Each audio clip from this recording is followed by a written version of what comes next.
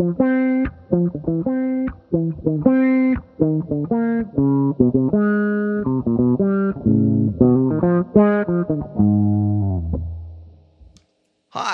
I'm Dave Koltai, president and founder of Pigtronix Analog Effects. I'm here today to show you the Resotron. This is an all-analog filter that has the ability to track the notes that you play on your instrument. So as you can hear, the traditional filter motion that you would get from an envelope pedal, which would normally be controlled by how hard you play, in the Resotron has the additional option of being able to follow the notes you play.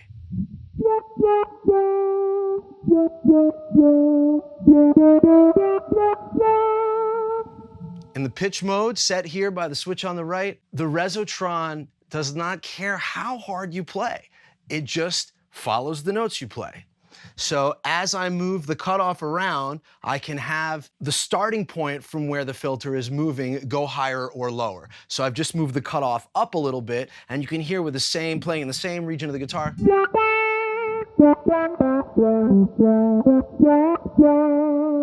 I get a similar vocal effect, but opening up in a higher register. And no matter where you set the cutoff, the pedal will always track the notes you play one-to-one with where you're at on the fretboard.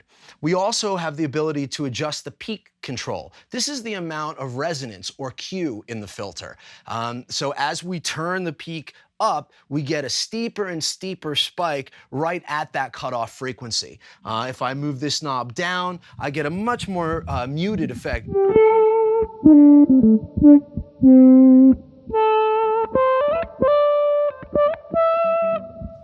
And as I bring it up, the effect becomes much more pronounced.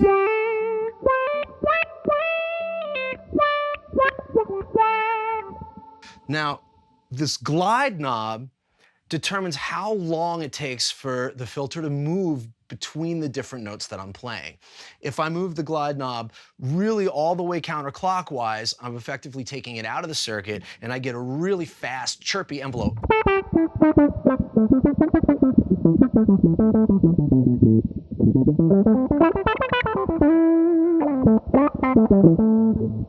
As I move it up a little bit,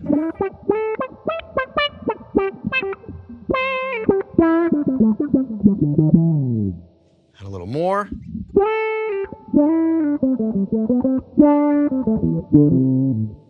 And a little more. Now, if I bring the glide way, way up, you can hear the filter takes quite a long time to move between the notes.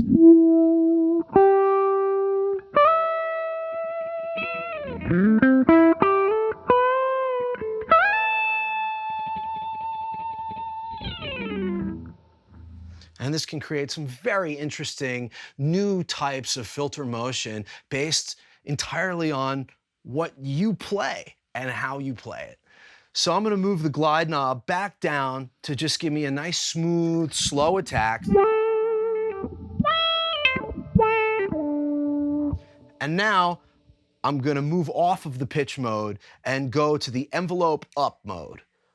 When using envelope up, I like to turn the cutoff pretty low so that the filter has somewhere to move. And now I'm no longer using the glide, since that's only functional in the pitch mode, and I'm moving down to the sensitivity knob. And this acts like the sensitivity knob on any typical envelope filter pedal. It determines how hard you have to play to get the filter to move.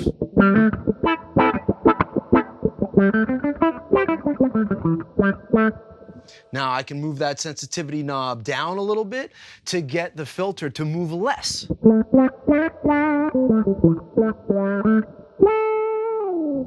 I can also go ahead and move the cutoff all the way down and get a little more sensitivity on there to get a nice big wide sweep.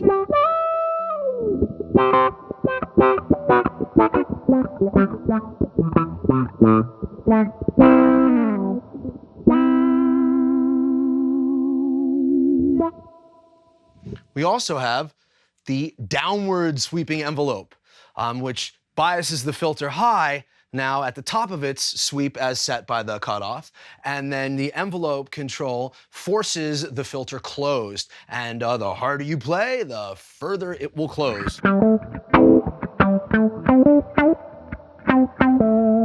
More sensitivity.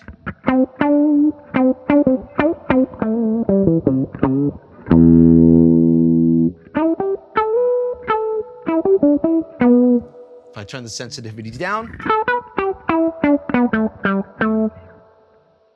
If you find yourself moving your mouth, then you are probably getting close to the correct setting for your pedal, at least in any moment.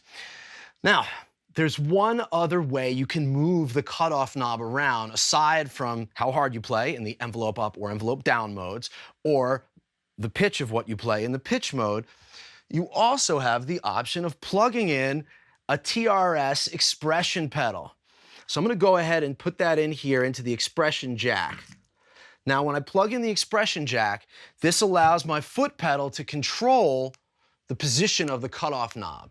But what's so cool about the Resotron is that the pitch following function, as well as the envelope up and down functions, still are taking effect in parallel with what's happening with your foot. I'll go ahead here and put this into the pitch mode. You can hear how the pedal allows me to move the cutoff around.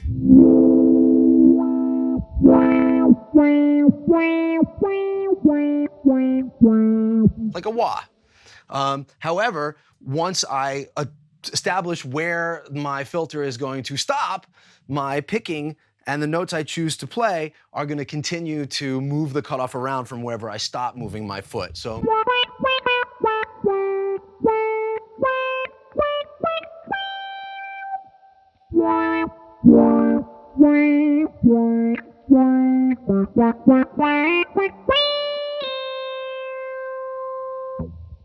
I can also, as I mentioned, use the envelope up or down, and then I can park the foot pedal.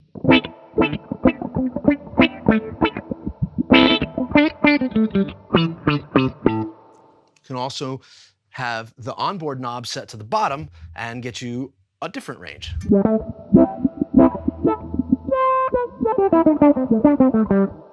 can put it right in the middle.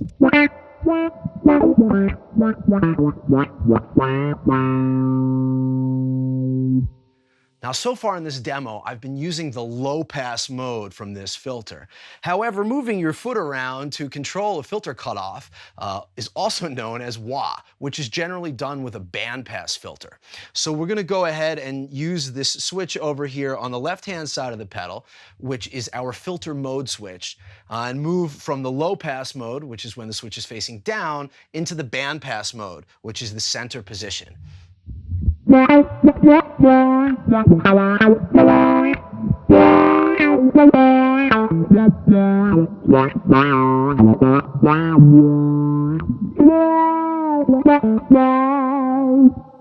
the bandpass mode has a real distinctive quack to it. And what's happening in a bandpass filter is that the filter is actually cutting out frequencies both below the cutoff and above the cutoff, leaving you with just a narrow band of audio that in this case is following the motions done by your foot, as well as what notes you play and how hard you play if you're using the envelope. So we've got low pass, we've got the band pass, and we have the very extreme high pass function. Now, this is not normally heard on guitar, but we include it in this pedal because it does open up doors to a whole bunch of other sounds that you might not have in other pedals. So the high pass filter actually cuts off all of the audio frequencies below the cutoff knob. So right now I've got the cutoff in the middle, and I do have my foot going to control where it's at.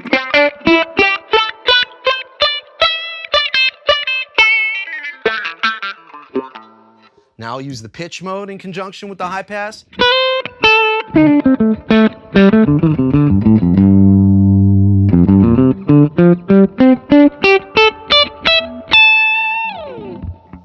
And as you turn the peak down, the high pass gives you a bit of a different character.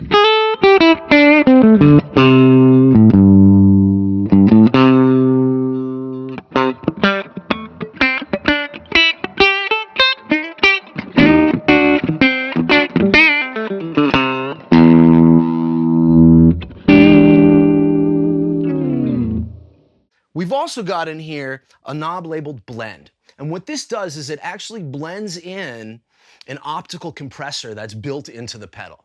Oftentimes when playing with an envelope pedal, because of the subtractive nature of filtering, just turning the pedal on will drop your level. And so a lot of envelope pedals in the past have had a gain booster on the front end, or people will click on another booster pedal to compensate for any level drop when you're using an envelope filter.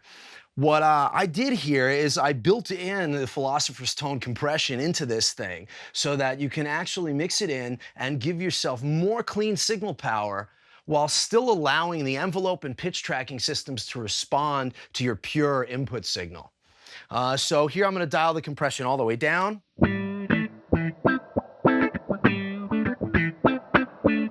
Now I'm going to bring it up.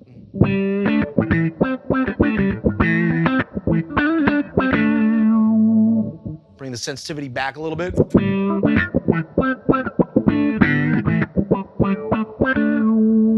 Now we'll bring that all the way up.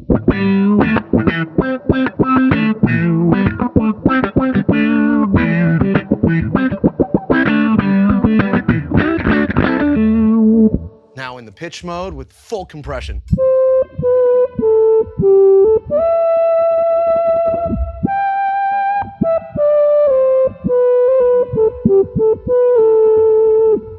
Because I have the peak knob turned up so far clockwise, the pedal is now right on the verge of self-oscillation.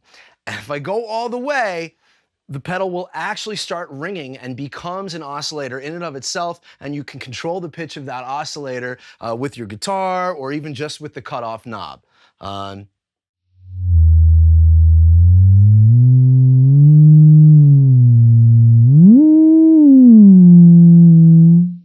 So the Resotron can actually be used as a standalone oscillator, and the character of the oscillator will change as you move between the different filter modes. In our development of this pedal, I came to realize that it might be really handy if we just went ahead and put in an oscillate button, allowing you to leave the peak knob set to your favorite envelope sound,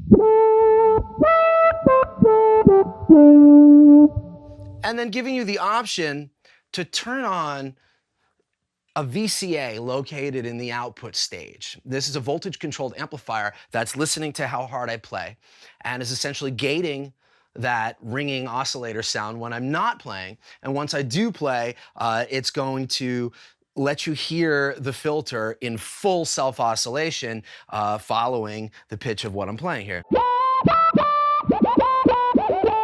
And the glide knob here is going to determine how fast the portamento happens between my notes. And I get different voices from the different filter modes. High pass. And I can also tune this thing now to different octaves.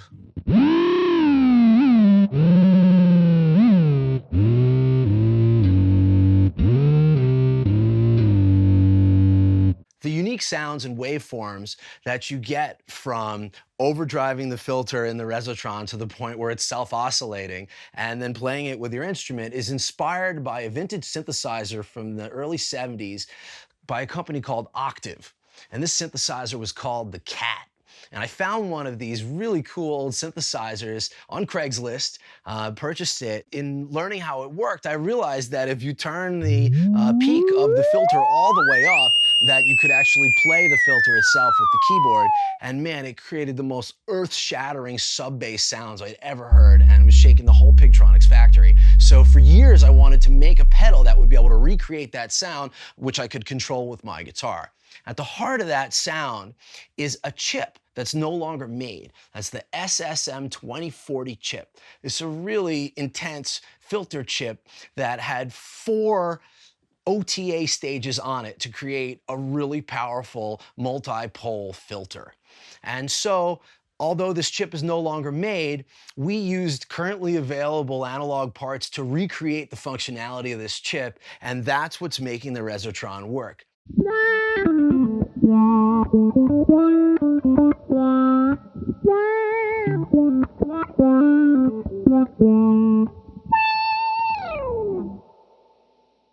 But the fun really starts down